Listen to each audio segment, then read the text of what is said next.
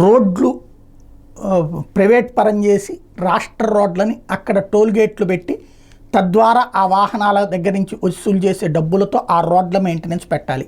ఇది చంద్రబాబు గారి one of the formula. దీన్ని అంగీకరించే వాళ్ళు ఉన్నారు, వ్యతిరేకించే వాళ్ళు ఉన్నారు. ఇది పక్కన పెడితే ఇప్పుడు సాగునీటి ప్రాజెక్టులు ప్రైవేట్ పరం చేస్తారా? నిన్న ఆయన స్పీచ్లోని ప్రధానమైంది ఇవాళ ఈనాడే. అయితే దీన్ని వేరే కోణంలో రాసుకొచ్చింది. 70,000 కోట్లతో బనకచెర్లకు గోదావరి నీరు అని హెడ్డింగ్ పెట్టారు. అసలు విషయం ఏంటంటే ప్రభుత్వ ప్రైవేటు భాగస్వామ్యంతో చేపడతాం అంటే ఫస్ట్ టైం ఇది. ప్రభుత్వ ప్రైవేటు భాగస్వామ్యంతో రాష్ట్రంలో నదులు అనుసంధానం పూర్తి చేసి ప్రతి ఎకరాకు నీరు ఇవ్వాలనేది ఎన్డీఏ ప్రభుత్వ సంకల్పమని ముఖ్యమంత్రి చంద్రబాబు పేర్కొన్నారు.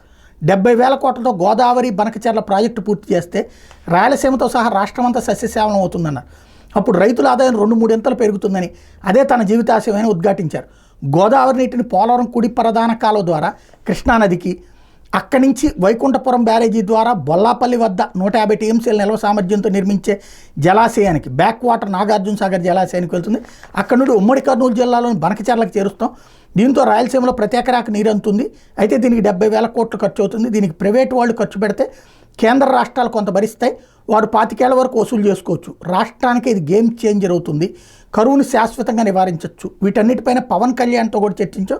మా అందరి ఆలోచన ఇదే చంద్రబాబు గారు చెప్పింది. అంటే దీన్ని బట్టి అర్థం ఏమవుతుంది, 25 సంవత్సరాల పాటు రాయలసీమకి నీళ్ళు ఇచ్చి దానికి ఆ రైతుల నుండి సదరు సంస్థ వాళ్ళు డబ్బులు వసూలు చేసుకునేటట్టు, అంటే ఆ నీళ్లకి డబ్బులు వసూలు చేసుకునేటట్టు.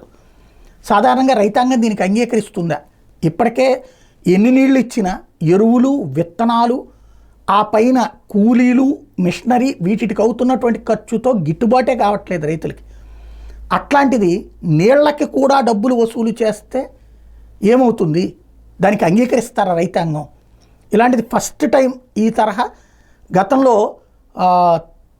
ఏది నీటి తీరువా పన్ను అనేసేవాళ్ళు నీళ్లు వాడుకున్నందుకు, దాన్నే రైతాంగం వ్యతిరేకిస్తే తర్వాత కాలంలో రద్దయింది.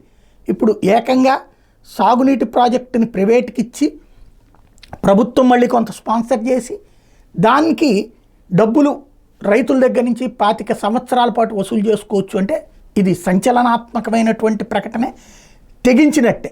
దానికి పవన్ కళ్యాణ్ కూడా అంగీకరించారు అంటే ధైర్యం చేసినట్టే. బట్ ప్రజలు దీన్ని ఎలా చూస్తారు? ప్రైవేటు భాగస్వామ్యంతో సాగునీటి ప్రాజెక్టులు ఎలా చూస్తారు? ఇది తేలాల్సిన అంశం.